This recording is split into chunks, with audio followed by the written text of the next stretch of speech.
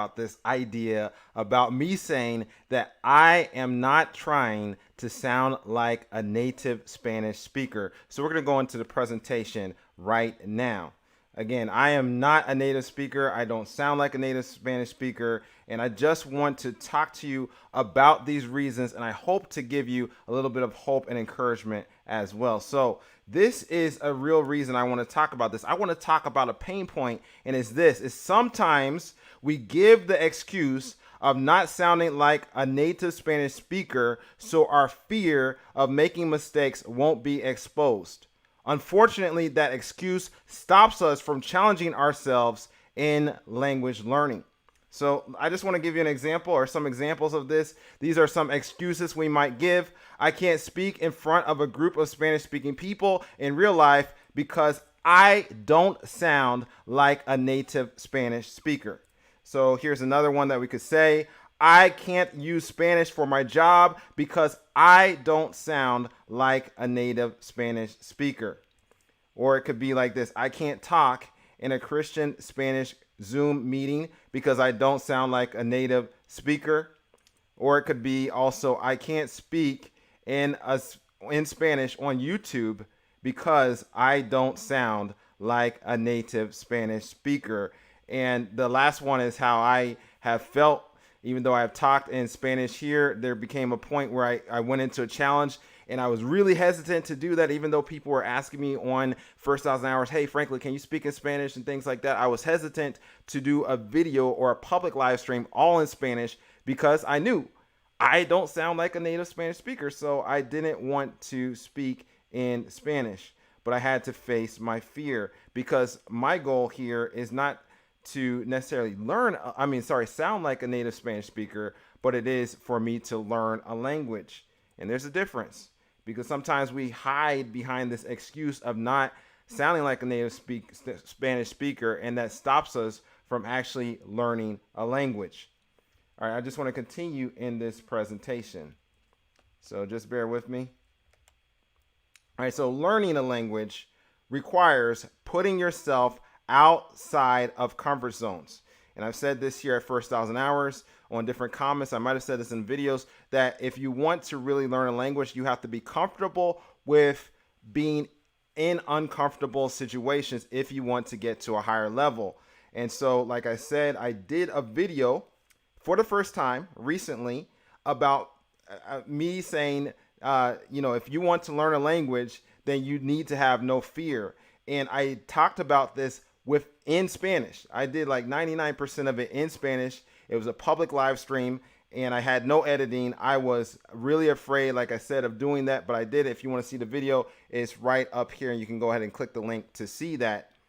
And that helped me. I did not sound like a native Spanish speaker and all of that, but I faced the fear and I made progress in language learning. And so I just want to tell you this. I want to ask you a question.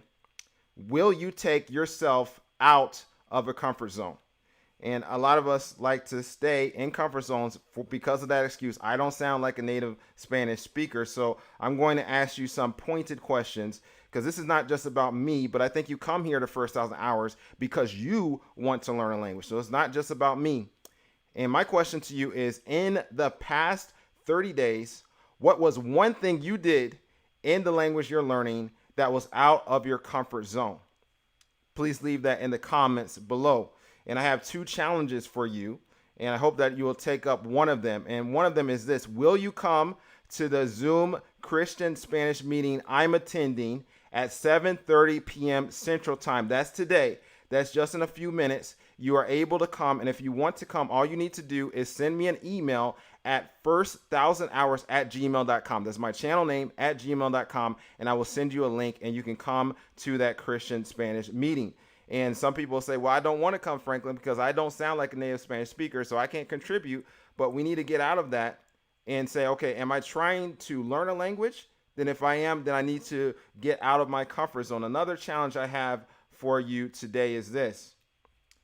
It is, will you do a 10-minute public live stream in the language you're learning about how to learn a language?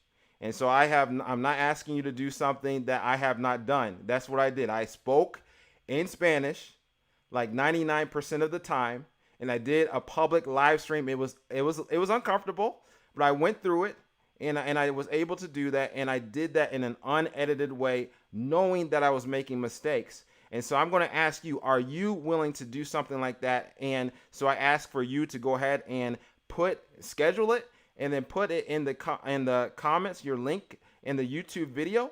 And then I want you to go ahead and do it without any editing, and just keep on going forward, because we need to get out of this thing of feeling so comfortable, because that's not how you advance. And I just want to share with you some other ideas of my thought process on language learning. And learning is not the absence of mistakes. So often, our fear of making mistakes stunts our process, our growth process in language learning. So we say, okay, I don't sound like a native Spanish speaker, so I'm not going to speak. And you've been learning for a long time, I'm not going to say anything. I'm not going to put myself in challenging situations. So what you in fact do, and the excuse you don't sound like a native Spanish speaker, you just basically stunt your growth in language learning. All right. And failure, like I said, is staying in a comfort zone for too long and becoming no longer challenged. I'm not here to make you feel comfortable here at First 1,000 Hours. I'm here to inspire and motivate you to really learn a language.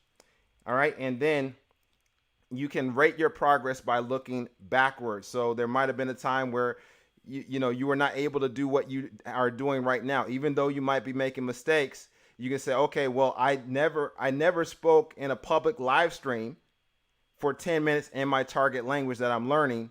That's progress. And so I think sometimes we look at progress as, did I sound like a native Spanish speaker, or if I didn't? But that's not a really good evaluation system.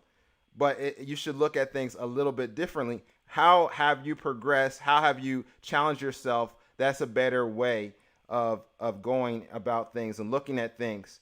And then also, sometimes people can sound well, maybe in 5 words. Maybe they can say uno, dos, tres, cuatro, cinco, seis, just like a native.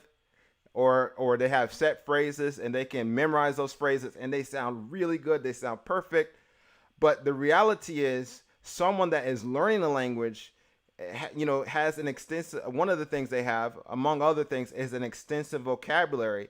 And they're able to put themselves in a real world context and be able to still manage in a real world context. And you might not see, or you might not hear 8,000 words coming out that person's mouth, but that does not mean that they have not learned something because they don't sound like a native. That doesn't mean you don't know anything because you don't sound like a native. All right. And so the big point for myself, more than trying to sound like a native, is understanding Spanish like a native. More and more, that is my goal, to understand Spanish like a native, because as I do that, I get to be able to have conversations with real people. I get to be able to more and more understand, as I listen more to Spanish, how to mimic the sound. But I don't have to wait until I'm perfect in Spanish before going forward with different initiatives and projects. And I remember recently I was in like the Zoom Christian Spanish meetings and all these things, and I knew I was messing up. I mean, it was obvious. I was so embarrassed. I felt so embarrassed. I probably sweating. If you see me sweat a little bit, I'm probably embarrassed. Okay. But what I realized is the native Spanish speakers that were listening to me, they understood. And sometimes we get caught up in things that we don't really need to be caught up so much in. And so that's basically what I'm trying to tell you today. And so I gave you some challenges. These are not challenges that I have not done myself. So I want you to do that. And I want to talk about one other challenge that I have here at First 1,000 Hours. And this is a big challenge. Talking about getting out of your comfort zone. This is way out of my comfort zone. And so I want to talk about my current challenge, a previous challenge I had, and how I can contribute. So this doesn't make any sense to you, I know that, but let me tell you my story. Recently, probably around 2 weeks ago or something like that, one of my friends said, Franklin, I want you to be my children's Spanish teacher. And they said, I'm going to give you 4 reasons why you need to be my children's Spanish teacher. And I'm thinking, oh, I really like the approach because I had done some kind of marketing thing that I had shared with them about how I wanted a business to do something for the work that I do. And I gave them 5 reasons why they needed to do this marketing initiative. And so then my friend said, hey, Franklin, there's 4 reasons why I want you to be my children's Spanish teacher. And the reality is, I don't sound like a native Spanish speaker. And so it's like, how in the, I was thinking, okay, by God's grace, I'm going to do this. But then it's like, how do you do that? And I just need to let you know that for myself, I'm not going to let limitations or supposed limitations stop me from looking at my opportunities. And that's what makes me different, I think, here at First Dozen Hours. Sometimes we limit ourselves and we say, oh, I don't sound native and all this stuff. When you put yourself in a box. But, if you are more and more accustomed to getting out of your comfort zone, then you will see the opportunity in the challenge. Okay, so for myself, I want these children to do well in Spanish. And I had a previous challenge where someone had asked me if I could do bookmarks in Spanish. And I'm like, how in the world? This was like last year or something. I was like, how can I do that? And I was talking to my language motivational partner, Connie. I was saying, I'm not a native Spanish speaker. I can't do this. But anyway, she said, you need to do that. And I have a story about that. I'll put a YouTube card right up here if you want to go more in depth. But anyway, I ended up working with different people in that bookmark project that are bilingual Spanish people. And one of them is one of my friends. And I found out that I actually work well with her. And I'm like, okay, so I asked her right after my friend had talked to me about helping her children with Spanish. I called her and I said, hey, would you like to help me with this project? Because she speaks really good Spanish. And she said, yes, she would help me. And so what happens is she is going to be helping with the speaking part of the Spanish, right? And at the same time, so I'm glad that I took that challenge with the bookmarks because then I was able to get out of my comfort zone. But now that actually allowed me to be ready for this challenge. And then at the same time, what is happening as well is because I don't sound like a native Spanish speaker. Some people say that's a limitation, but in one sense, that's a blessing because I understand pain points. I understand how people have problems and have difficulties. I understand how to relate to children that are non-native, children of non-native Spanish-speaking parents in a way that people that are native speakers can't potentially relate as well. And so I can use that limitation actually as a blessing in the help for these children. And at the same time, my weaknesses can be combined with someone else's strengths, and we can work together on a project and do things that are going to be really fun, I think, for the children. Like one of the projects that we get to do, or that I think we're going to do, is be able to, I want to ask her to do a cooking class in Spanish, so to be comprehensible, being able to maybe make waffles or do some other things like that. And so the children will be able to follow along with her online. And so I think it's going to just be a really fun experience. I'm looking forward to doing more on thinking about the curriculum and all that. She's already starting to look at different videos from my channel, or actually she already finished. She's going to be instructed by, or she's going to see from my language motivational partner how she has taught English through storytelling. She's going to be using, but she's going to switch it around and show and teach Portuguese through storytelling to this bilingual English and Spanish person, my friend that's going to be helping. Anyway, there's a lot of things that are happening. So I am in another challenge, and I'm stepping out of my comfort zone, even though I am not a native Spanish speaker, but I get to advance and progress in language learning. So, and that's my real point. Do not limit yourself in what you can do. Focus on what you can do.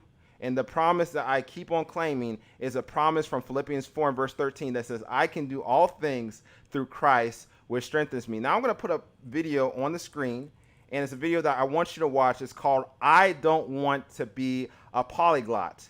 And I think that that is related as well. And there's a video that YouTube recommends, and I hope to see you in the next video.